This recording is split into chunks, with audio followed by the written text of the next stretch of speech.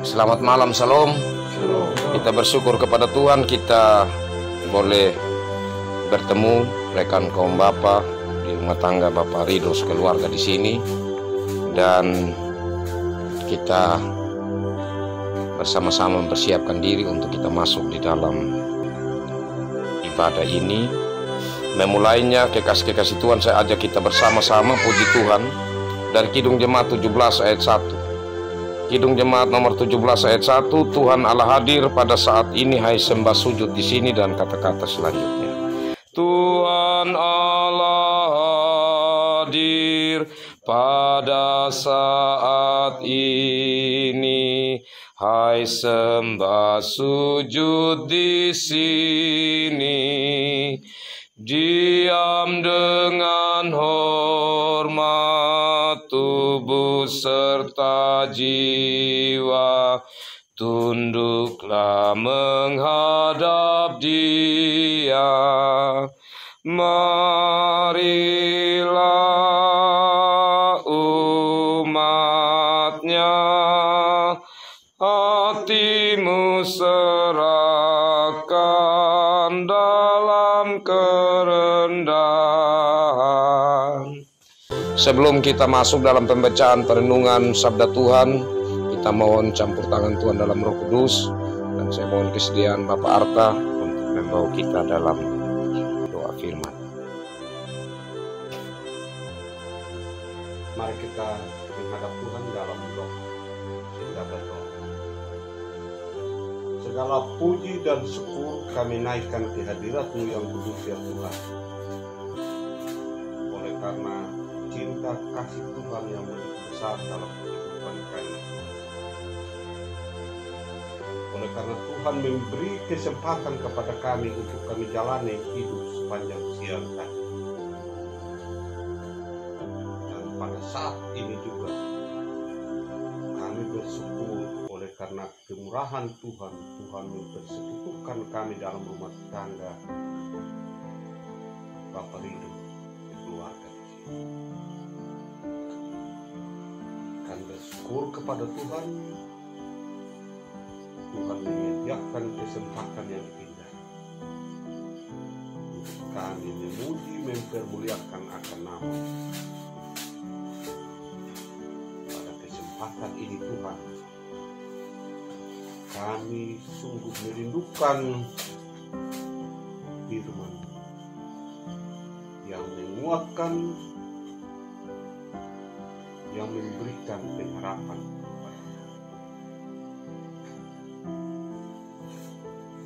Beri kami hati yang rindu mendengar, merenungkan akan Tuhan. Dan hamba-Mu yang menyampaikan firman kebenaran, mari Tuhan dekat. Sehingga dalam penyampaian firman kebenaran berasal dari Tuhan untuk kami renungkan. Berfirman oleh Tuhan, kami rindu untuk mendengar. Dalam nama Tuhan Yesus Kristus, pemilik pelayanan ini, kami bersyukur dan berdoa kepada Bapa yang di surga. Amin. Amin. Terima kasih Bapak Arta. Kekasih-kekasih Tuhan, bagian firman Tuhan saya pilih dari kitab atau surat Ibrani. Ibrani pasal 11 ayat 1 sampai ayat 3. Ibrani pasal 11 ayat 1 sampai ayat 3 saya bacakan. Iman adalah dasar dari segala sesuatu yang kita harapkan dan bukti dari segala sesuatu yang tidak kita lihat. Sebab oleh imanlah telah diberikan kesaksian kepada nenek moyang kita.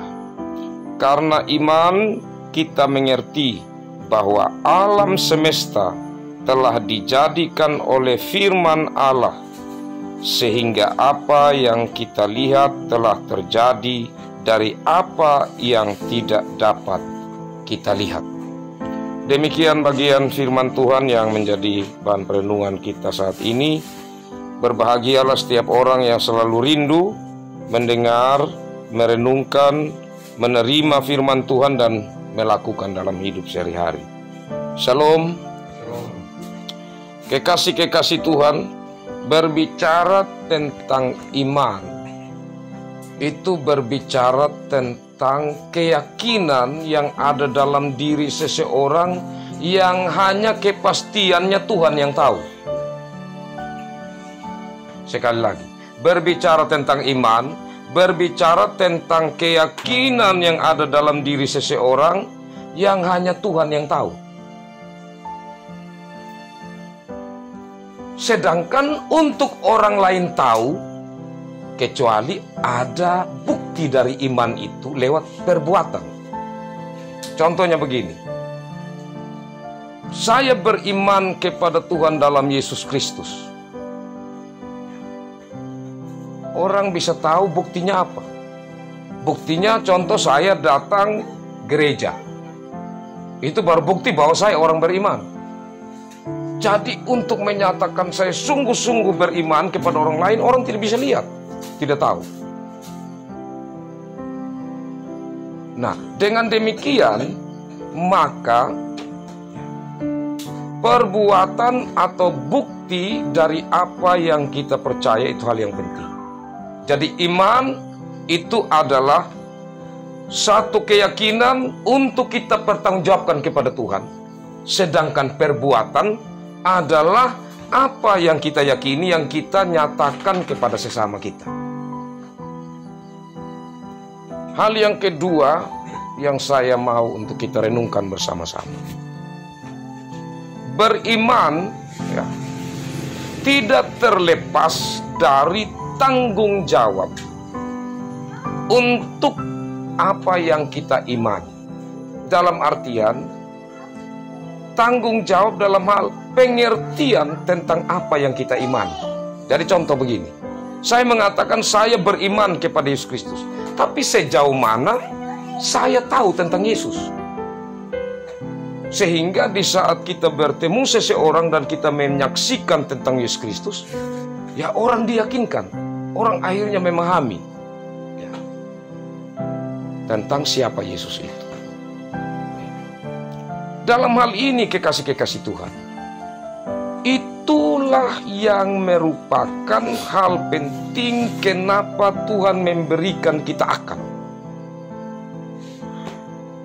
Tuhan tidak bisa tuntut dari hewan tentang hal iman, karena mereka itu hanya naluri. Naluri mempertahankan hidup, naluri untuk bagaimana mencari makan. Tetapi berhubungan dengan akal yang terus mendapat kesempatan untuk berkembang, itu hanya ada dalam manusia. Karena itu maka apa yang Allah berikan kepada manusia, manusia harus mempertanggungjawabkan kepada Tuhan. Di saat Tuhan telah memberikan kepada kita kesempatan untuk beriman kepada Yesus Kristus, maka kita pertama-tama harus bertanggungjawabkan kepada Tuhan apa yang kita imani itu. Karena itulah saat Tuhan Yesus mengutus para murid, apa yang Tuhan Yesus katakan? Pergilah, jadikanlah semua bangsa muridku.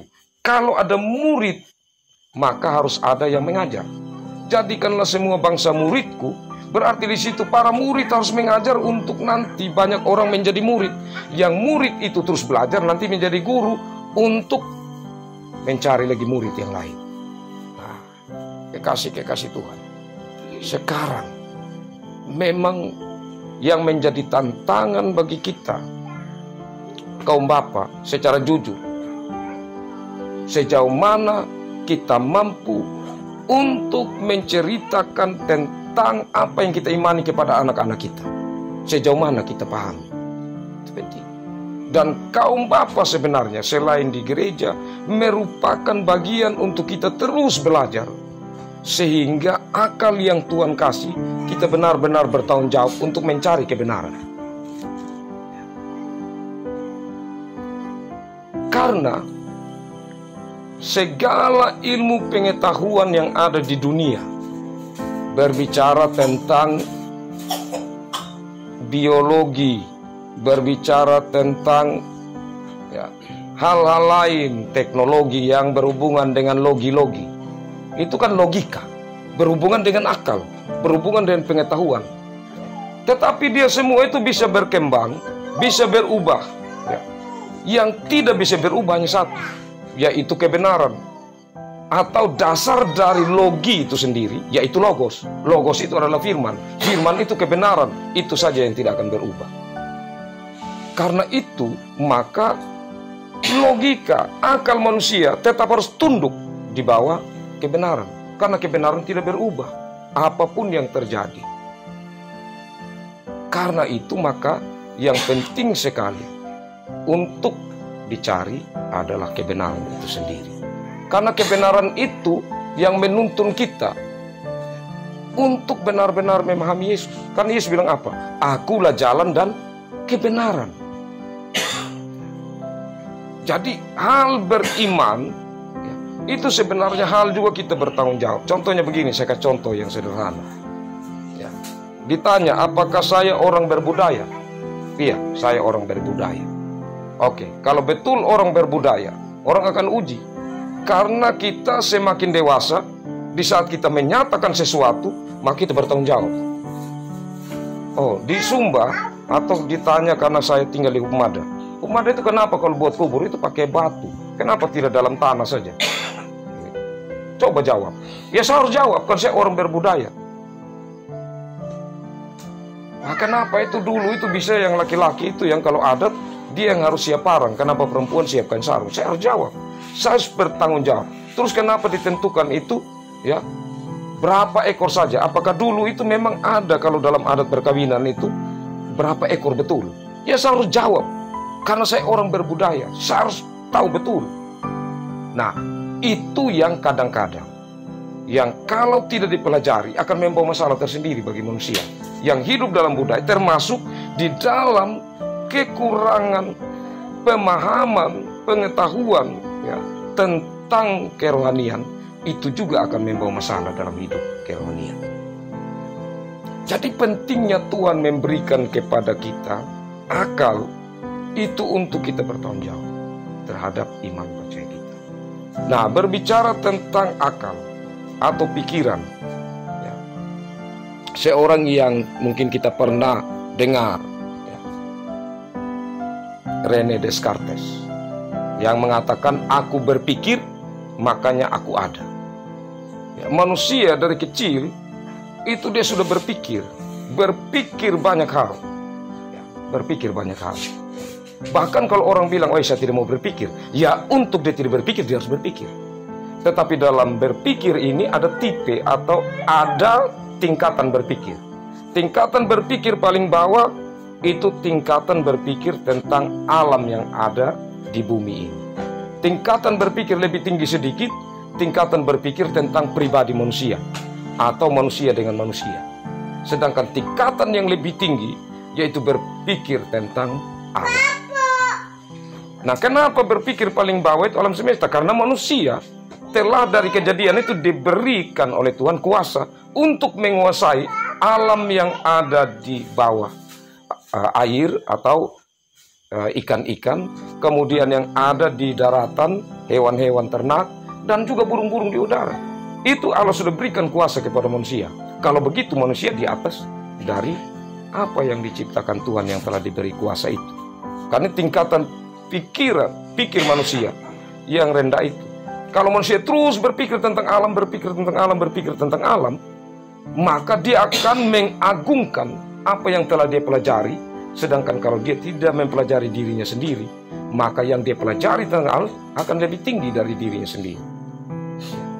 Di saat manusia terlalu mempelajari dirinya sendiri juga, dia akan melupakan ciptaan Allah yang lain yang ada di bawah tanggung jawabnya untuk diketahui atau untuk dia memahami banyak hal dari luar dirinya yang sebenarnya menyatakan tentang Allah yang menciptakan itu seperti di ayat 3 tadi. Nah, terlalu berpikir terus juga tentang Allah akan membuat manusia melupakan tentang dirinya sendiri yang masih hidup di bumi. Jadi semua hal ini harus menjadi bagian dari apa yang dipikirkan manusia. Tetapi saat kita menguji hari-hari yang kita jalani, sebenarnya yang kita pikir setiap waktu apa saja? Apakah hal-hal yang bermutu atau hal-hal yang remeh-temeh begitu ya? Hal-hal yang sebenarnya tidak terlalu penting. Di saat kita renungkan saya tiap hari apa yang saya pikir saja? Ya sampai hal-hal yang tidak terlalu penting. Sedangkan orang yang berpikir begitu rupa yang tinggi, di usia tertentu dia rambut putih. Orang yang tidak berpikir juga yang biasa-biasa tetap juga dia punya rambut putih. Artinya waktu terus berjalan sesuai dengan waktu yang Tuhan anugerahkan, yang tetap juga 1 hari 24 jam. Tetapi cara berpikir manusia akan juga mempengaruhi bagaimana untuk diri dan menjadi berkat bagi orang lain. Nah, sebagai orang yang beriman kepada Yesus Kristus, maka hal ini sangat penting untuk direnungkan. Apa yang kita imani, itu benar-benar harus dipertanggungjawabkan. Seperti saksi-saksi iman kalau kita lihat di situ, mulai dari Habel dan seterusnya, Abraham khususnya, jelaskan bahwa apa yang Abraham imani, dia tunjukkan lewat tindakannya. Sambil terus dia tidak berhenti untuk belajar tentang Allah itu, untuk terus mendalami tentang Allah yang memanggil dia, Allah yang benar-benar berotoritas atau berkuasa, Allah yang benar-benar terus mendukung dia. Saya pikir ini membuat kita akhirnya tidak menjadi orang yang beriman tetapi tidak memiliki landasan yang kuat. Jadi saya pikir, kenapa ya mesti kan orang bertanya, kok buat apa main sudah di gereja ibadah minggu PKS lagi apa? Ya, begitu. Apa yang kita cari? Nah ini karena belum berpikir sejauh itu. Ya, saya bangga kalau saya melihat orang-orang yang berpikir yang tinggi, ya, itu yang biasa duduk di tikar adat, apalagi kan kita ini orang-orang kakak. Ya, kita punya budaya yang cukup menguras pikiran dan materi. Ya kan? Jadi kalau ada satu kejadian, kita pasti berpikir keras. Mau tidak mau itu berpikir tinggi. Berpikir tinggi dari yang tidak ada apa-apa bagaimana menjadi ada. Itu tidak gampang. Karena di saat itu, contohnya saya ini tidak ada ini, anak babi ini harus bawa di sana. Pasti saya berpikir tinggi di saat saya bertemuin orang sebenarnya saya cara omong bagaimana. Itu kan berpikir tinggi. Saya tidak bisa saja omong ceplos-ceplos. Pasti saya berpikir kalimat yang saya sampaikan untuk sebentar ini saya bisa dapat. Jadi sebenarnya kita sudah dilatih untuk bagaimana melakukan itu. Nah, kemudian sejauh mana kita memberi waktu kita, melatih diri kita untuk masuk di dalam firman Tuhan, sehingga kita semakin banyak tahu. Semakin kita mampu paling tidak kita sebagai bapak-bapak, kita memiliki kemampuan untuk menyampaikan kepada anak-anak kita. Nah ini hal yang tidak mudah. Dan banyak hal Bapak Mama kekasih Tuhan yang dalam Alkitab ini, khususnya perjanjian lama, orang menghindari. Apalagi kalau bilang coba belajar dari perjanjian lama. Wah itu berat. Kalau awal-awal kita kejadian masih ceritanya ya mudah-mudah. Mulai masuk di keluaran agak sulit sedikit, tetapi kita masih sudah masuk lagi di imamat bilangan, ya. Itu sudah mulai kepala sakit. Wah ini sudah berbicara tentang jumlah keturunan, berbicara tentang hewan-hewan kurban, dan wah sudah mulai kepala pusing. Lebih baik tidak usah. Belum masuk di tawarik lagi, raja-raja lagi. Sudah mulai berbicara tentang kerajaan Inden, raja yang begitu banyak, kerajaan selatan, kerajaan utara lagi raja yang begitu banyak. Sampai lagi di pengkhotbah, ketemu lagi di situ. Firman bilang bahwa hidup ini sia-sia. Sudah tutup Alkitab. Saya tidak mengerti. Itu yang seringkali terjadi. Tapi tentu ya, Tuhan memberikan kepada kita akal ini supaya kita pertanggungjawabkan pertama-tama kepada Tuhan untuk apa yang kita imani, yang kita percaya. Karena dengan itulah maka kita bisa bersaksi. Tentu tidak bisa terlepas dari mengandalkan Roh Kudus. Karena Roh Kudus yang akan membuat kita memiliki semangat, Roh Kudus yang akan memberikan kepada kita ingatan, mungkin untuk mencari tahu, bertanya disapa di saat Allah kita tidak bisa tahu. termasuk dalam PKS kaum Bapak seperti ini atau pertemuan-pertemuan yang memungkinkan untuk kita berdiskusi. Itu adalah kesempatan indah untuk bagaimana kita terus belajar. Kiranya dari firman Tuhan hari ini kita mulai berpikir, kira-kira dalam saya menjalani hidup apa saja yang penting-pentingnya saya berpikir, yang bisa itu membangun hidup saya, tapi juga sekaligus bisa membangun hidup orang lain yang saya bertanggungjawabkan kepada Tuhan. Apalagi macam Bapak Desa, tentu pasti banyak berpikir untuk bagaimana masalah-masalah yang ada, untuk bagaimana mengatur program-program yang ada, itu tidak mudah. Nah, dalam kesempatan indah ini, sebagai kaum Bapa, maka hal ini kiranya menjadi hal yang penting untuk kita terus belajar tentang apa yang kita imani, sehingga di saat kita menyatakan dalam pembuktian dari apa yang kita percaya, kita tidak salah. Tidak salah karena kita sudah mengerti tentang apa yang kita imani, dan apa yang kita imani itu yang kita jalankan di dalam kehidupan kita untuk menjadi berkat bagi orang lain. Jadi ini saja yang saya bagikan dalam kesempatan indah ini. Kekasih Tuhan, saya memberi kesempatan untuk kita berbagi, ataupun mungkin ada pertanyaan dalam kesempatan indah ini, saya beri ruang untuk kita semua. Saya mulai dari Bapak ada? Amal? Seluruh hari dia belajar apa ya, minta maaf terdepan dengan bentuk. Nah malam ini hari kita itu teknik. Saksi yang ada pada kita ini kita betul orang kuning, kacamata besar. Kita teknik itu kuning bagaimana? Nah ini, sebenarnya bilang lagi dalam video ini, ibu untuk Pablo kita bagi-bagi pengalaman isi pendapat mungkin. Sebenarnya kalau kita lihat dari tokoh Pembab ini adalah sebagai pilar dia. Mereka dan pernah tuku. Lewat ini juga sudah hari ke hari bahwa iman yang ada pada kita ini kadangkala keluar.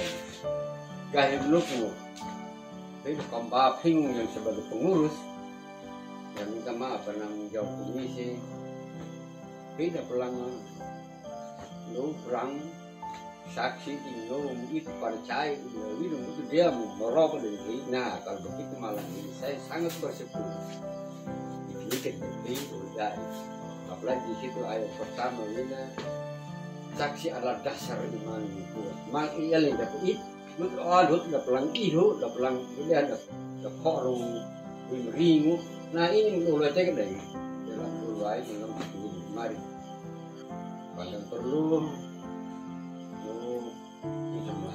tekorlah dia bisa lewat aparat, lewat usul, lewat ini, lalu dari RW diterima di kebangri itu, gabung maju.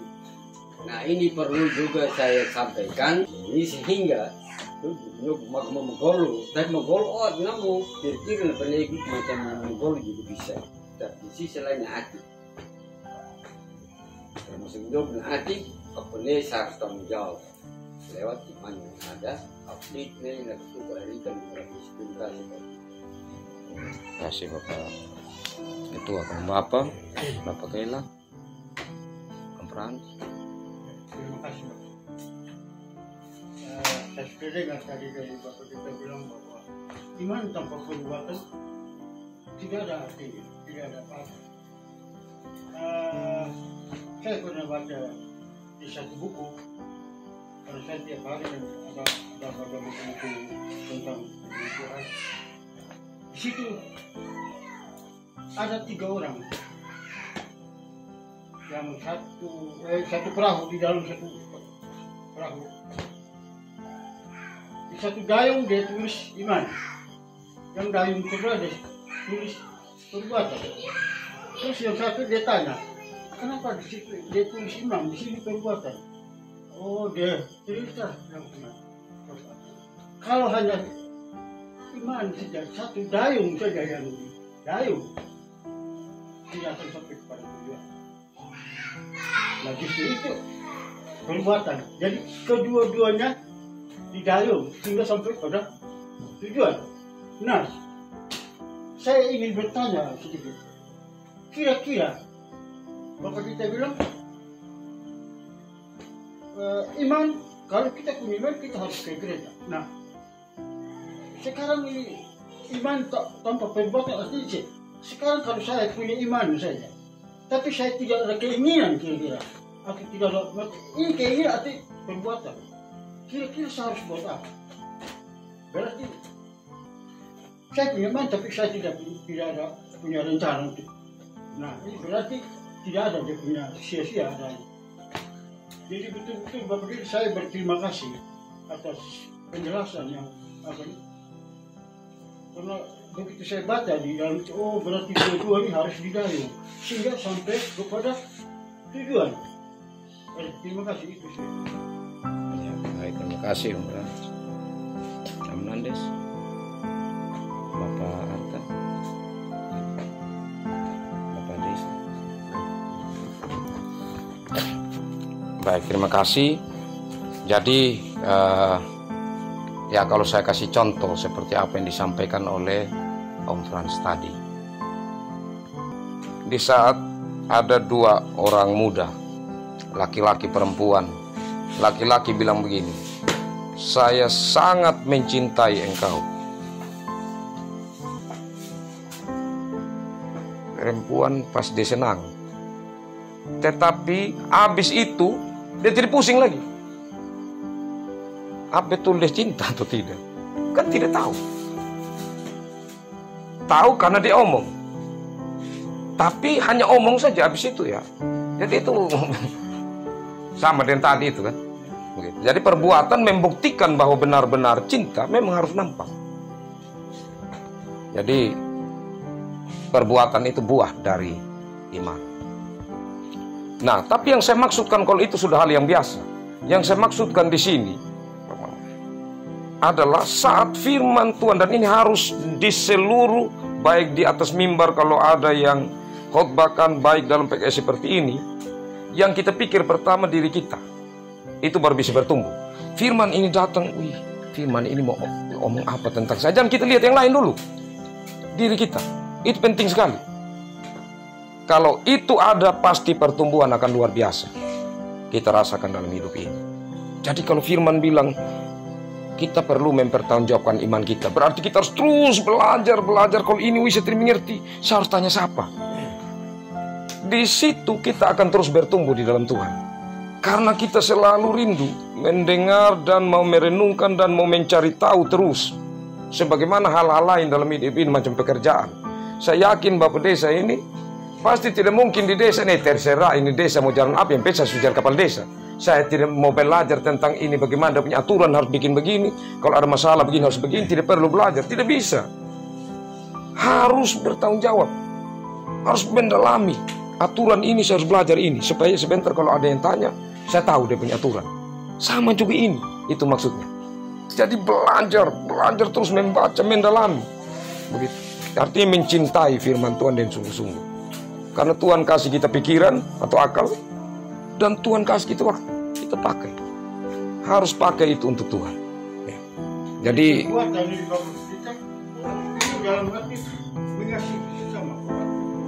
kalau secara umum itu ada firman bilang lagi, saya kalau masuk di situ lain lagi. Iman tanpa perbuatan pada hakikatnya mati. Itu ada firman di Yakobus, beda lagi. Nah, nanti saya keluar lagi dari yang saya mau sampaikan, fokusnya tentang mempertanggungjawabkan iman. Jadi saya percaya Yesus. Orang tanya, Yesus itu siapa? Bapa itu siapa? Berarti kan percaya lebih dari satu Allah. Saya tidak mampu jawab. Tidak bisa. Apalagi saya sudah lama menjadi orang Kristen. Apa yang saya tidak tahu saya harus belajar, supaya saya semakin tahu dan mampu mempertanggungjawabkan. Kalau iman, pertanggungjawabkan sama Tuhan, kan orang tidak lihat, hanya Tuhan yang lihat. Tetapi menerangkan tentang apa yang saya imani, perlu saya belajar. Begitu. Itu ya. Nah, nanti soal bagaimana kita punya perbuatan yang seperti mengasihi orang dengan batasan yang bagaimana itu lain lagi. Itu dia melebar lagi. Tapi ini, maukah kita untuk terus belajar apa yang kita imani sehingga kita yakin? Kalau begitu pasti bapak-bapak akan ada dia punya anak-anak dalam rumah yang sudah ikut katekisasi. Itu penting bagi kamu. Itu contoh. Tidak boleh keluar gereja kalau sudah bilang sebentar katekisasi kamu pulang. Itu harapannya salah satu. Bahwa semakin belajar tentang firman Tuhan, semakin kita mampu bertanggung jawab. Pergilah, jadikanlah semua bangsa murid.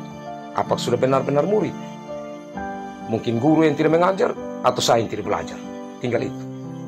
Jadi ini hal yang mau menjadi tujuan dari malam ini. Tuhan memberkati firman-Nya dan memberkati kita semua. Amin. Mari kita menyanyi bersama Kidung Jemaat 400 ayat 1. Kidung Jemaat 400 ayat 1, kudaki jalan mulia. Kudaki jalan mulia, tetap doaku inilah, ke tempat tinggi dan teguh. Tuhan mantapkan langkahku. Ya Tuhan, angkat diriku lebih dekat kepadamu, di tempat tinggi dan teguh. Tuhan mantapkan langkahku.